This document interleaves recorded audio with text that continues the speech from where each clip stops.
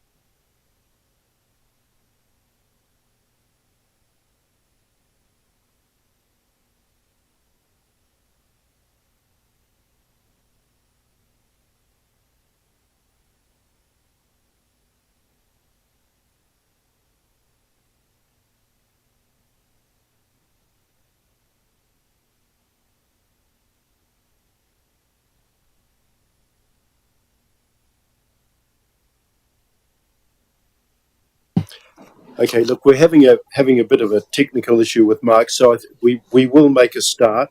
So, Jacinta, thank you. I'll just hand over to you to maybe do the introduction and kick it off. Thank you. So I welcome Hugo Ellis, who's a partner at Cameron Partners, and he's been working closely with LGFA and central government around the Ratepayer Assistance scheme. So the team comprises councils, central government, and a number of professional advisory are together to look at ways across New Zealand that we can support our community in terms of finding support for them through supporting them in paying their rates in different ways, through rates postponement, through supporting them with development contributions, and different options around us, a more centralised approach to supporting people with payment. So Hugo's going to go through, Hugo and Mark are going to discuss it in detail, and then we'll be open to asking any questions. Kia ora koutou. Thank you for having me here today. Really excited to be here and about to present the Ratepayer Assistance scheme to you. Unfortunately, Mark isn't able to join us just yet.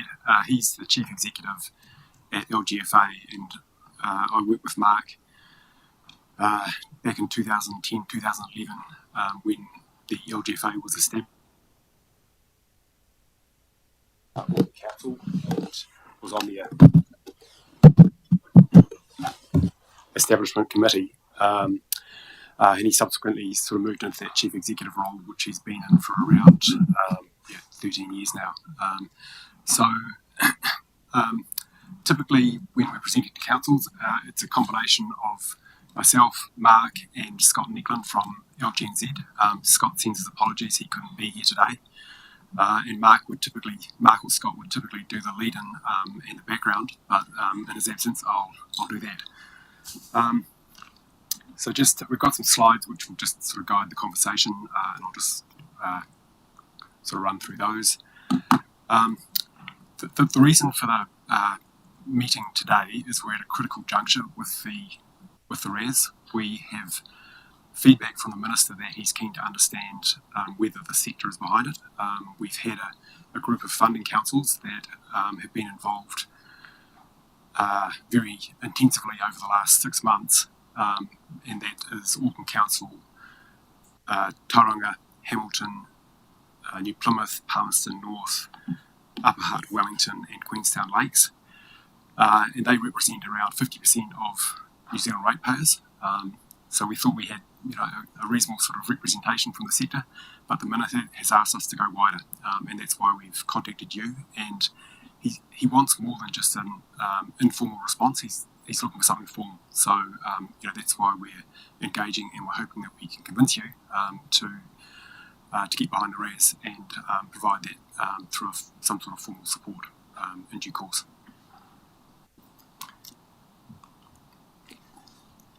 Firstly, to give some context, RAS has been modelled very much on the local government funding agency, which, as you're aware, lends to all local authorities in New Zealand. It's been up and running since 2011, and progressively over time, all the local authorities have started using LGFA. And when we first came up with the concept of the LGFA, it was about doing something that was being done okay, but actually just doing it better.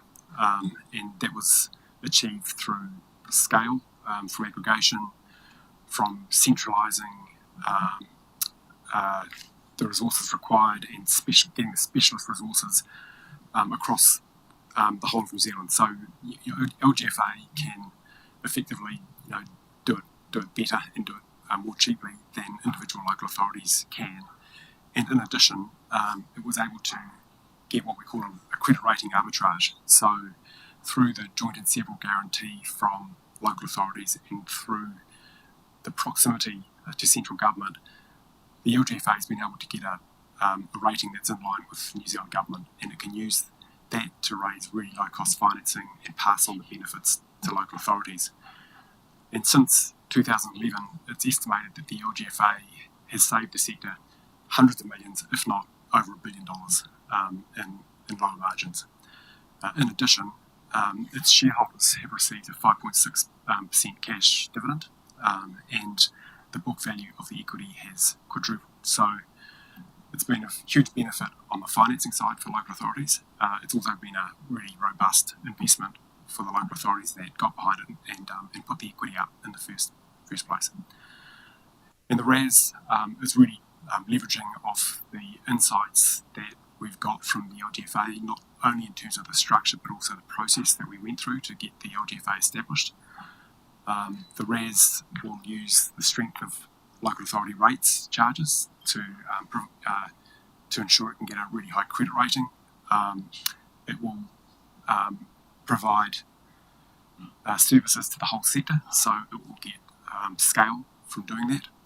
It will also centralise costs and have specialist capabilities so that individual local authorities don't need to pay for those themselves. It's structured to get a really low cost of financing, which it can then pass on to ratepayers, so ratepayers benefit.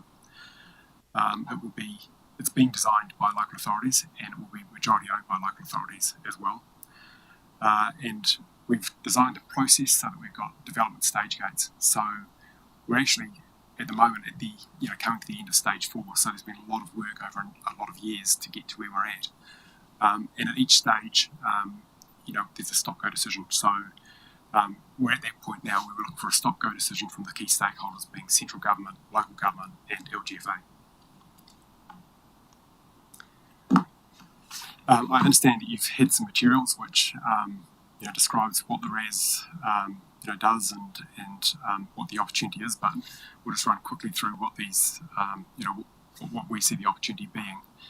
And when we first started working on the RAS about 6 or 7 years ago, it was the local authorities who were involved had identified a number of issues that they needed to deal with. The cost of living crisis has only worsened since 2020 or 2019 when we first started doing the work. But at that point, the rates had been increasing above inflation for a period of time, and it was clear that needed to continue to happen to to meet all the investment requirements that there are in the sector. There's an ageing population, which is just it's across all the Western world, and in other big economies as well. The population, we've just got this massive demographic shift that's underway. So a lot of people will own houses, but they're going on to fixed incomes. Meanwhile, rates continue to increase. And then we've got other concerns like health and safety and environmental requirements. So local government's responding, but it just needs more tools to be able to do that. And the RAS is potentially one of those tools. It can help address ratepayer affordability. It can provide ratepayers with flexibility as to when they pay local government charges. And it would do so with very competitive financing rates. So the expectation is that the RAS will be able to provide financing on the loans that it makes to ratepayers at between 2 and 2.5% below the standard bank floating mortgage rate. So really attractive financing. And there's multiple applications. So the ones that we've focused on have been deferring development contributions, what we're calling impact loans, and rates postponement. We'll talk about each of those in turn. Just touch on one quick item just in terms of process. So we give you a brief summary in terms of the briefing on Friday in terms of the information. Today you've got the workshop which talks you through that information in more detail.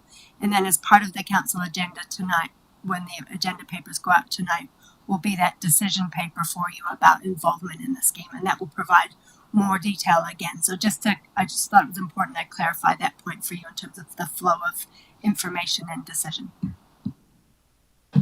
And I should have said, please stop me and ask questions as we go through. I tend to get on a roll, and it's probably best to ask the question at the time rather than try and remember what it was at the end. So while the RAS is very much modelled on the LGFA, it's different in the sense that it lends to ratepayers, whereas the LGFA lends to councils. The RAS would be a new entity owned by local authorities like the LGFA is, and it would be providing a national shared service to all local authorities. And it would undertake all the administration of the ratepayer loans, and it would be off balance sheet for local authorities, so it doesn't use up council's limited financing capacity.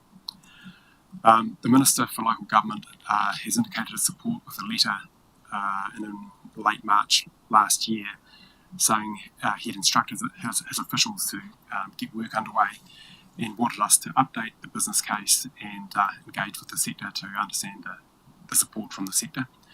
And we've, given we've been working on it for 6 or 7 years now, we're very keen to get a stop-go decision out of government as soon as we can, and we're targeting the first quarter of this year.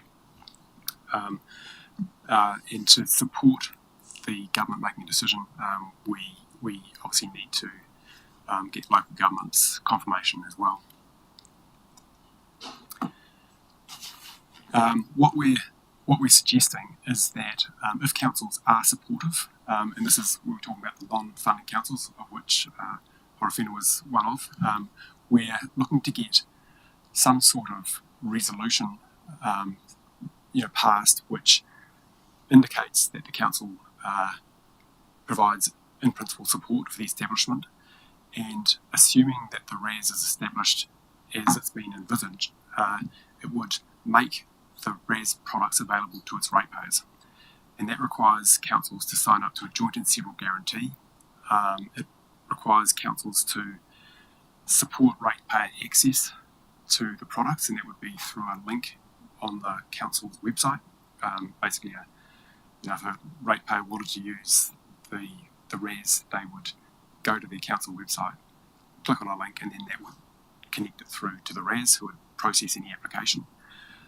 It would also require the local authority to agree to sharing information, so things like obviously rates information and property information, including internal property valuations, so that the RAS can undertake its approval processes.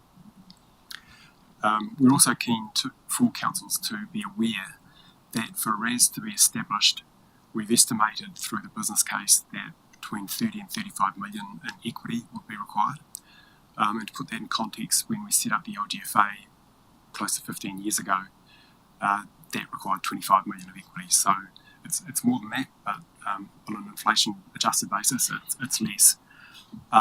We would expect to get probably roughly 20% of that equity from government, roughly 20% from LGFA, and then the remaining 60% needs to come from the local government sector. So everyone can't sort of sit on their hands. Someone's got to write checks out to get it done. We'd be hoping to get a good amount from the existing funding councils, but we see real merit in having a wide spread across a lot of local authorities. Got Mark on board.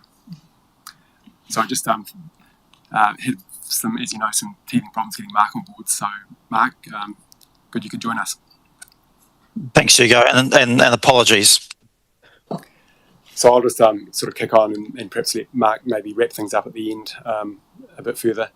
But I think it's important to note that there is equity required to stand this up. And assuming we get the right response from government, we'll be asking the sector to come up with that equity. Can I just ask a question Sure. to our team? Based on the proposed resolution there, the second bullet, where it talks about intends to make products available to its ratepayers, and then those three bullets, because this has a financial strategy implication, does it require, it doesn't have a financial strategy? I was going to say, because does it not trigger like significance and that whole process? It shouldn't. From our perspective, we have a liability or exposure to unpaid rates or unpaid development contributions. So in the case that there's a payment scheme that's set up through the RAS, and that customer then goes and has a loan through that perspective, then there is still a liability opportunity for council, but it's no different than what the current one is. Yeah, and just quickly while we're there on that topic, in terms of financial investment, in the paper that you'll see, the request at this stage is that the council expresses a desire for us to have our community to have the option to be involved in it, but we're not seeking, as Hugo mentioned, any equity investment at this time for the council, knowing where we are in terms of the financial pressures, but it doesn't close the door for that to be an option in the future. I might just flag the other question, and I'm sure you'll cover it off, but is because I saw that this talks about development levies and contributions, and so how does this kind of link in with government reforms around? So I don't know if you want to park that for later. Yeah, The next slide should cover that. So, okay. So just moving on and running through the three products. So, ironically, development contributions, the feedback we've had from councils and developers, ironically, development contributions actually inhibit development, given that it's upfront. And it's a significant source of revenue for the sector. The 2026 annual plans indicate around 700 million is expected to be raised nationally, and that doesn't include Watercare's IGCs, whereas most other councils' development contributions include water-related growth charges. So in total, nationally, it's around 900 million. The development levy system is expected to enable local authorities and water entities to actually raise more revenue over time, potentially exacerbating the issue around development. And when you overlay that with supply chain issues, inflation pressures, it just means that developers have more and more costs to development, which sort of runs across the drive for growth and facilitating growth in many regions. The intention with the RAS is that it would be able to effectively convert an upfront development contribution into a levy that would be charged over 30 years on the property. So it falls on the property owner over time, and it's not sort of lumped up front. But the developer or the owner of the property would have the option. They could choose to pay the full development contribution up front, or they could choose to convert it into a development levy, which gets paid over a 30-year period as well. As a result, you'd expect future owners, if they are paying a levy, they would wish to pay less for the property than if the development levy being paid up front.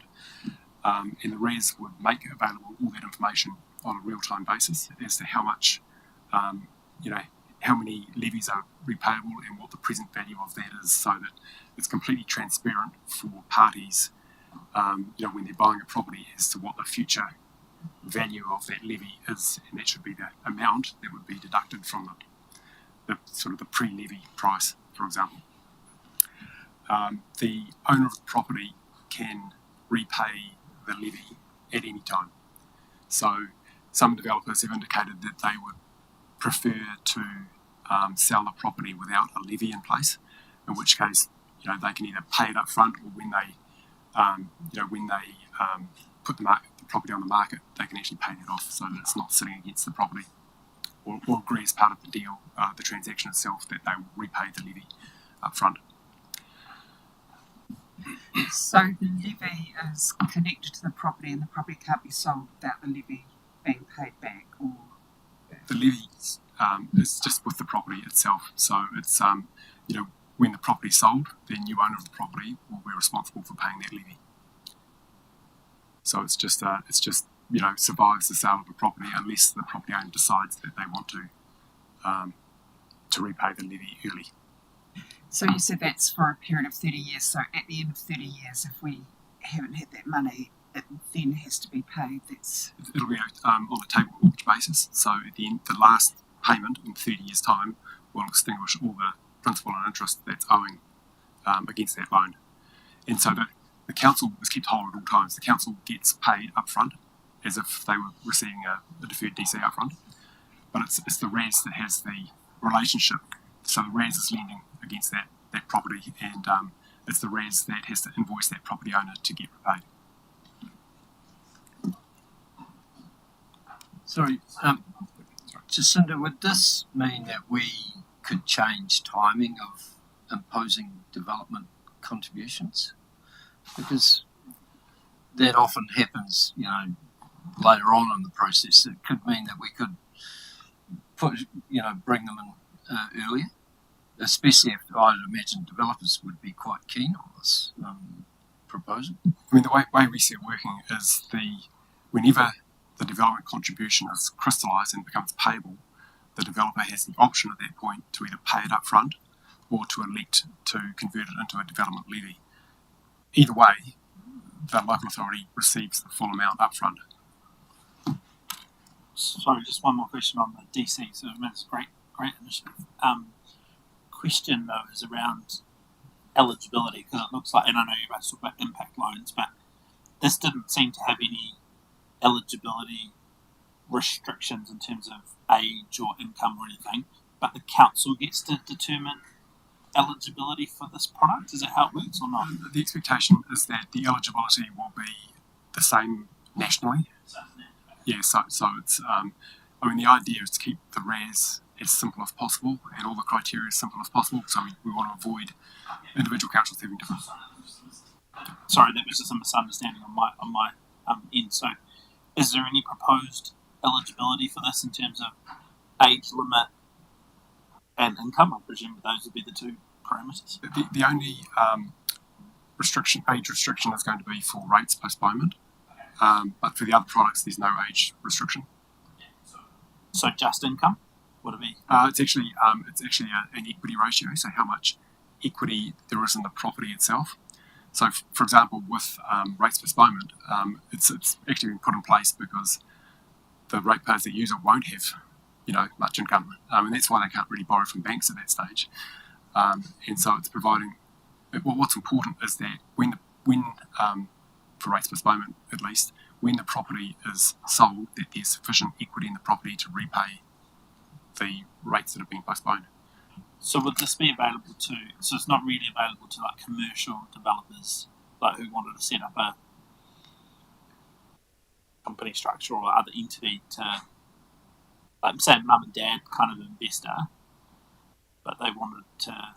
Oh yeah, maybe I'm sorry, I'm just getting into detail, but I'm just intrigued to kind of who this might be available to and where it cuts off. So with rates postponement, the rates postponed repayment gets crystallised either on sale of the property or effectively when the property owner dies and the property's sold. So a trust or a company, which is a perpetual entity, won't qualify for rates postponement, but for DCs and for impact loans, then that restriction doesn't apply. Obviously, the property owner, regardless, needs to pay that levy. Yeah. For us, some of these do provide a lot of opportunity where we are trying to put our best foot forward in terms of providing support for the community to be able to do what they need to do or to help them with the challenges they face. But it's difficult for us to do it with the tools that we have. This is a good sort of standard national approach, and in terms of risk management, that's handled centrally so that we don't need to individually do it as individual councils. So the next product is what we're calling impact loans. They're effectively loans that ratepayers or property owners take to invest in their properties. We originally called them property improvement loans, but the steering group decided that wasn't exciting enough, and we've come up with impact loans, which stands for Investment for Modernising Properties Achieving Community Transformation. But it's quite a catchy acronym.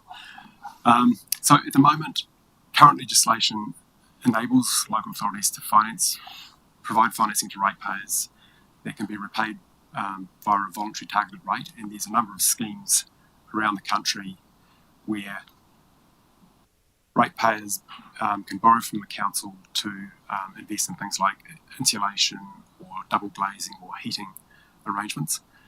The only problem with that is it creates a lot of admin for councils, and it also requires councils to borrow themselves to be able to lend that money to the ratepayers. And there's been a number of situations around the country where councils have got themselves into jeopardy by doing that.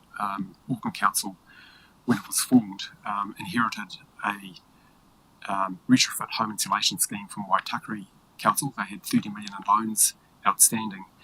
And after about 10 years, they realised they'd been miscalculating and mischarging interest to those ratepayers, and it required a lot of time and effort to fix it, and a lot of costs as well. I think it ended up costing them $10 million to actually rectify the situation. So even the largest council in New Zealand has sort of trouble administering these types of schemes, and that's part of the reason for the RAS. The RAS will have the in-house capabilities and the systems in place to be able to do this efficiently and effectively. There's an organisation, I'm not sure if you're aware of it, Rewiring Aotearoa, which is focused on the electrification of New Zealand. We've also got ECA on the steering group, and they're very enthusiastic about these impact loans to enable local authorities to support property owners and ratepayers to put in place things like solar panels, home batteries, water heating, water heat pumps, etc. In a way to actually benefit the community and not just the individual ratepayers. So one of the key requirements for impact loans is there needs to be private benefit, obviously, otherwise the ratepayer wouldn't do it, but there needs to be public benefit, so it's got to meet those two tests. And there's multiple examples where this could be used, used for the products that we've talked about, but also things like water tanks, septic tanks, potentially stock exclusion fencing, seawalls, etc. But at the moment, the focus has been very much just on those initial products being solar panels, home batteries, and water heat pumps and heat pumps. I think the key thing here is that it takes away the administration from local authorities, so it takes that risk away from local authorities, and it does it off balance sheet. Is that the same time frame as well, the 30 years for impact? That varies depending on the product itself. The term of the loan will be less than the useful life of the product. So the last thing we want is people paying off something which isn't working. So it's for example, I think solar panels are expected to be lasting 25 years. So the term would be around 20 years, for example. Something that could be very attractive to a homeowner that is intending to sell in 5 years' time or something like that, it just gets transferred to the new owner. Is that correct?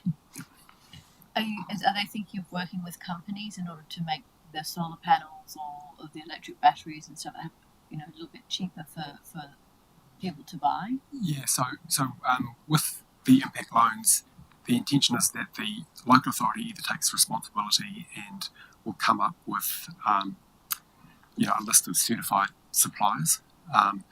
It hasn't extended to actually looking at the products themselves, but it's certainly about who would install the products. So the local authority either takes responsibility for that, or they work with an implementation partner. And for those products I talked about, it's expected that would be eager. So they would do it on a national basis. They've already got relationships nationwide. So I think that there's probably more risks with impact loans than the other products, and they are around the supply of the products and what the product is itself. So while there is scope to use a whole lot of other things like septic tanks or water tanks, I think everyone's got to go in with their eyes open as to can they be really confident that the product is robust and that the suppliers know what they're doing, and be able to effectively certify that to ratepayers. And I guess that's something, an attractive idea to speak with central government as well, because I know overseas they're working, schemes like this are working with central government to help improve the environment and use those incentives to make things like this work really well. Yeah, exactly. And Simon Watts, he's the Minister for Local Government, but he's also Minister for Energy, I think, and Climate. So I think he's changing hats as he's looking at this, where it can help. And then the final product is rates postponement, which is actually where we first started looking at RAS. That's, I think you probably all understand what rates postponement is. It's just the ability to not pay your rates until sometime in the future. What we've anticipated that would be is on sale of property. And it's really about addressing that massive demographic shift that's underway and to help retired people and people on fixed incomes effectively pay their rates and be able to free up some cash for other living expenses. So we have a rates postponement policy in place that covers over 65 and people in extreme financial hardship, I think is the language we use. So under this, if we went with this product would mean we wouldn't need to have our own policy, but we might be able to have some criteria around who could access this or not. Once again, we'd try and standardise criteria. So we would do away with our rates postponement policy, and I don't think we've had anyone take it up yet, but essentially the benefit of this product means that the council gets its money straight out at the front, at the right time, and so that liability is held off book. Yep. So it doesn't affect our borrowing capacity, borrowing limits. And I guess, sorry to interrupt last time, but I guess this would be really important in terms of how we make this information available to the public, because I know many people still don't understand this and how it actually works and what that actually means in terms of a deferred payment and timelines, and then the effects that will have on their children and blah blah. Yeah, that's right. When we actually looked at this right at the start, it was very much just focused on rates postponement because councils had identified this demographic shift, and they weren't very keen to promote rates postponement because if there's a massive uptake, it just means it soaks up debt capacity within the council itself. And so we looked nationally at all the schemes, and the usage of rates postponement is very low in New Zealand. It's incredibly low. That being said, it has been increasing in recent years. So we looked globally to see if there were similar schemes in place, and in British Columbia and Canada, they've had a scheme running for a number of decades now. British Columbia is really similar to New Zealand. It's got 5 million people. They charge property taxes, which are equivalent to around, on average, about 4,000 Canadian dollars per annum, whereas New Zealand's in the sort of mid-threes. So very similar amount that's charged. And when we first looked at British Columbia in 2016, they had 670 million in loans outstanding, and since that time it's grown to 2.7 billion. So it's effectively quadrupled in 8 years, which just indicates how quickly the uptake can change. We're really lucky in that a Kiwi actually runs the scheme over there, and she's been really, really helpful, provide us with a lot of sort of insight as to how the scheme works. And we've asked the question, what's been behind the uptake? And her response is two things. Firstly, just this massive demographic shift that's happening.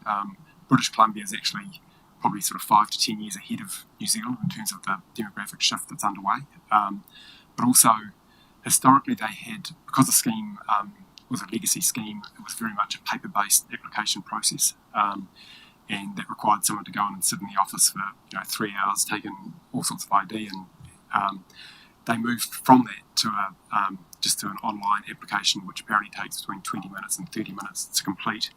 And just removing that application friction has just seen the number of applications and users really increase dramatically.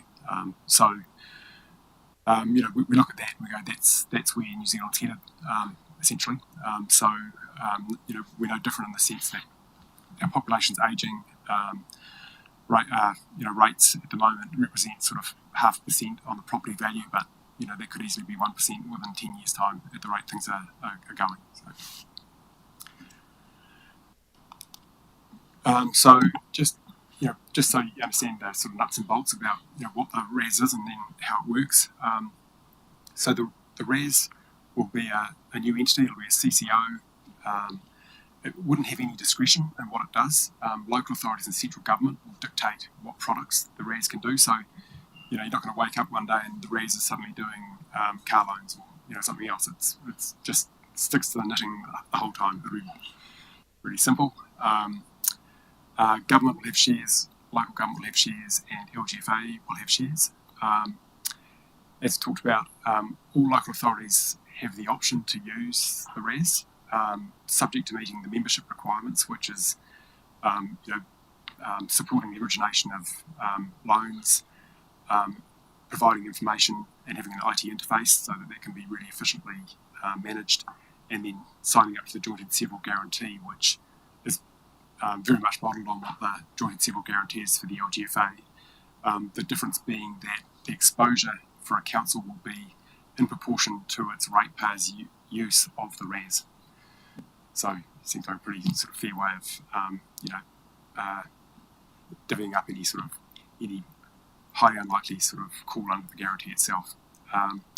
LGFA is going to have a really critical role. Perhaps this might be an opportunity, Mark, for you to sort of step in and talk about LGFA's role to date and what LGFA would do for RAS.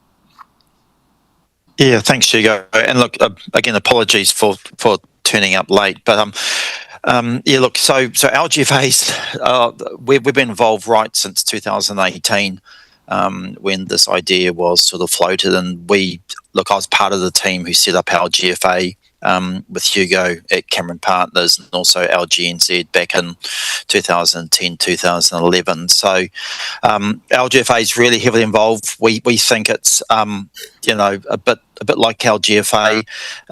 It's by local government for local government. LGFA originally was only going to have a role providing the sort of operational support, assistance with getting it up and running and actually running it. But what the LGFA board has sort of got to, I suppose, here is that we are certainly very happy to actually become a shareholder in RAS, subject to the LGFA shareholder approval going through as well too. But we think it makes sense, I think, not just from an operational sense, not just to help out communities and the sector, but also from an investment point of view as well too. So LGFA's probably become a lot more involved than what we thought we're going to do, but as I said, we're certainly believing in what's actually going on. So what our role will be is to provide, I suppose, the operational support. It's to provide the accounting support to it as well. It's ready to get up and running. And for the first 3 years of LGFA, we actually had the New Zealand Treasury from central government actually helping us get to the point where we could then become independent of central government. We sort of see the same thing here with RAS as well too. It just reduces the operational risk, I suppose, in the first 2 or 3 years, leveraging off what we've done. But also, as I sort of said, the LGFA board's really keen to support this. We've got approval to become an equity stakeholder in it. We'll certainly be running the debt management side and the cash management liquidity side of RAS as well too. What Horowhenua does when you borrow from us, part of our capital structure is that you have to put back in borrower notes into LGFA. It's an important part of our capital structure. And what we're doing with RAS is that LGFA's very happy to actually invest in that, in what we call preference shares, but are very similar to our borrow notes as well too. So look, the board is very comfortable. The LGFA management is very comfortable with really getting fully involved, Hugo, aren't we, with RAS? You know, we really see the benefits from it. Yeah, so it's absolutely critical, the role that LGFA is playing with RAS. And the way we see it, it's about making sure that the RAS is as efficient as it can be, and LGFA is obviously very, very good at raising debt and managing treasury positions, and so we don't need to replicate that within RAS. We can effectively outsource that to LGFA, and that will be done on a fully arm's length commercial basis. But obviously, it's very much a sort of a brotherly sort of a collegial relationship between RAS and LGFA.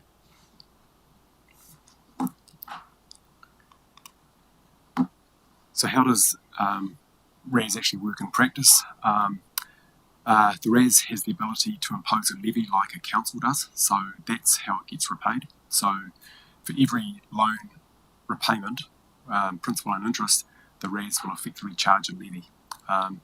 If a ratepayer doesn't pay that levy, it's the same as if that ratepayer hadn't repaid or paid its rates.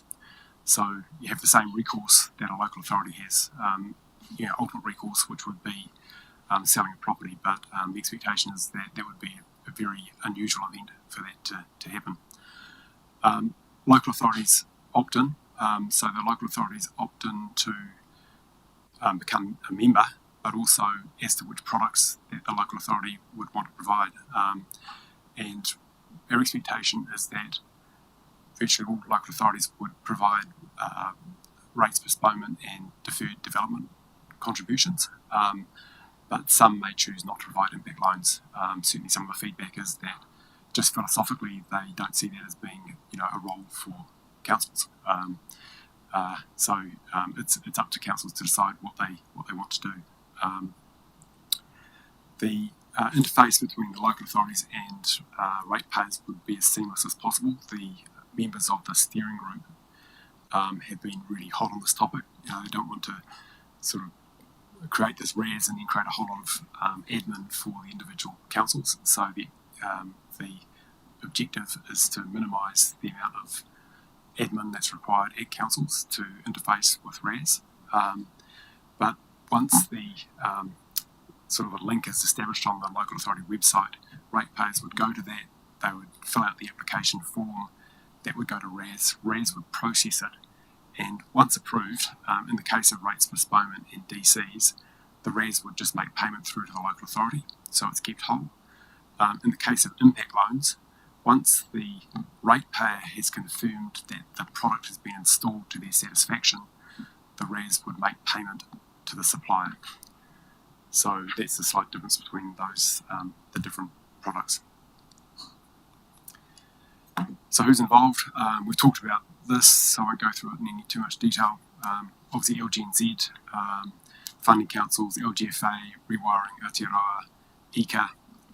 There's also been a strategic advisory group that's been established at the request of the Minister, and that's had the Honourable Nick Smith, who's now the Mayor of Nelson, as Chair, Cameron Baggery, a well-known economist, and Stuart Henderson, who's an ex-PwC partner with particular expertise in financing and treasury. With a pretty robust process we went through with the Strategic Advisory Group. Fair to say they were sceptical to start with, but we've managed to get them across the line, and now they're very enthusiastic supporters. So Nick Smith is intending to work with LGNZ and LGFA on a roadshow to the sector, kicking off later this month at the LGNZ Metro sector meetings and rural and provincial meetings, and then at the zone meetings in March. DIA has been heavily involved, also Treasury, MB, and the ministerial officers, and there's been a group of advisors, so Cameron Partners as lead sort of financial advisor. We've got an IT consultant, because IT is the single biggest cost and risk to the RAS. It needs to be really IT heavy, so that we can reduce the amount of personnel required. PwC's been providing accounting and tax advice and IT advice, and Simpson Grayson have been on the legals. And a big part of the work we did over the last 6 months was developing a comprehensive financial model and debating the assumptions that we put into that model. Got some outputs of the model here. Some of the key assumptions that on day one we're assuming that 60% of local authorities will make the products available to their ratepayers, and that's mindful that with the 8 funding councils we've got 50%, so we'd be looking to get a few more on the day that we open the doors. We've assumed that 35% of DCs would be deferred, but importantly we've assumed that 50% would be repaid after year 1, so practically it's more like 18% of deferred DCs would be deferred. We've assumed that rates postponement uptake is 2.8% of households after 15 years. And to put that in context, at the moment in British Columbia it's 3.9% of households. So we're assuming we don't get anywhere near that over a 15-year period. And then the assumptions that we've used on impact loans has been provided by ECA and Rewiring Aotearoa, and they're considered conservative as well. And the key assumption that we've got, though, in terms of how the RAS funds itself, is that it will make a net interest margin of 1%. So it'll effectively borrow at 3.5% and then lend to ratepayers at 4.5%. And that means that for every 100 million in loans that it has, it will have $1 million to cover its costs. The estimate is that it'll cost around $7 million per annum to run the RAS. So break even happens when we get to 700 million in loans, and the forecasts show that we should get there within 4 years under the base case. And after that we're making a surplus, and that can be used to make returns to shareholders, or alternatively could be used to reduce the interest rate that ratepayers pay as well, and that will be up to the shareholders themselves to decide. So, and the other thing just to note is that if the RAS balance sheet grows as expected, and we think this is conservative, by year 15 it could potentially be paying a dividend of 40% per annum. So it's potentially not only an entity that can provide benefits to ratepayers, it could also provide an attractive return to shareholders as well. I might pass over to you, Mark. Maybe you can sort of talk about the next steps. Just to wrap it up. So, we, I think we're at a really critical part now in the development of RAS. We need central government support, or else it's not going to be established. And to get the central government support, we need to prove that the local government sector is actually behind us. And look, we went through a similar journey, I think, with LGFA, where LGFA to me has been the best example of central and local government collaboration actually coming together. So we need the Minister to get us into the legislation timetable to pass the necessary legislation. We also need central government to take an equity stake in RAS, and just the same as what they did with the LGFA. So the minister's got the business case now, but what the minister is wanting is really just the fact from the councils to say that they're going to support RAS by making the products available to ratepayers, but also to for councils to also contribute to the equity capital that's actually required. So there's been a money invested to date by the 8 councils to get the business case to where we are, to get the structure to where we are. What we need now, though, is the minister to be, I suppose, have confidence in that the sector's going to support it. Then, if he says yes, then the next point, I think, is the equity raise. So, in terms of the numbers, $30 to $35 million of equity is required to set RAS up and make it successful. Sounds a big number, but when you go back to LGFA in 2011, it was $25 million was needed to actually set LGFA up. I think, as Hugo probably mentioned earlier, since that time, that $25 million has turned into almost $140 million of equity to the shareholders, and you've had a 5.7% dividend per year along the way as well too. So it sounds a lot, but it's actually not a lot if RAS is going to get to where we think it's actually going to be as well too. You don't have to be a shareholder. Look, and we do appreciate the fact that Horowhenua District Council has been a shareholder in LGFA. We've got 30 council shareholders in central government as a shareholder in LGFA, but there's also, in total, we've now got 77 out to 78 councils are borrowers from LGFA. We've also got 8 CCOs, and that's before obviously all the water ones as well too. But we'd rather have as many councils as being shareholders as possible. But if you can't be a shareholder, then it's really important that the sector gets behind RAS and actually promotes the products as well too. That way we'll get to the scale that we actually need as well too. So that's what we want from council support. If you just move to the next page in terms of next steps. So in terms of next steps, we need to get the support from the councils to be able to go back to the minister to give him the confidence to actually go to cabinet as well too. And then once cabinet approves it, then basically there are 2 parts to it. LGFA's role's got to be confirmed with our shareholders, and so that will be a process that we will move very, very quickly on.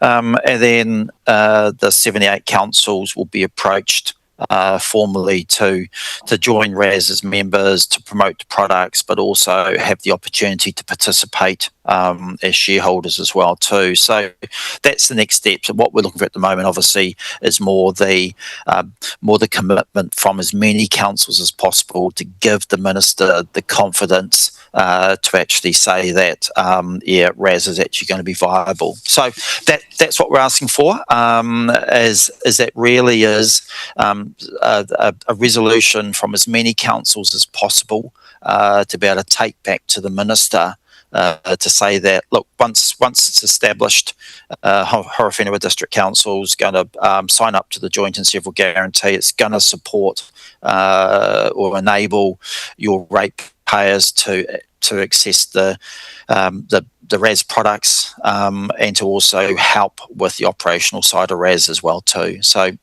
that's really what we're asking for today. Hugo, shall I put it back to you? That's great, Mark. I think that's covered it. So happy to take any questions. Yeah, just a couple of slides back, there was a reference to RAS being able to apply or raise levies. What's that context around that? So the RAS will have the same ability as a council to impose a levy, and that's just so that it can get repaid and it has the security that the local authority has, because it's effectively just stepping in and doing what the local authority would do otherwise. So it's going to have the same ability to levy the property owner to get repaid. Yep.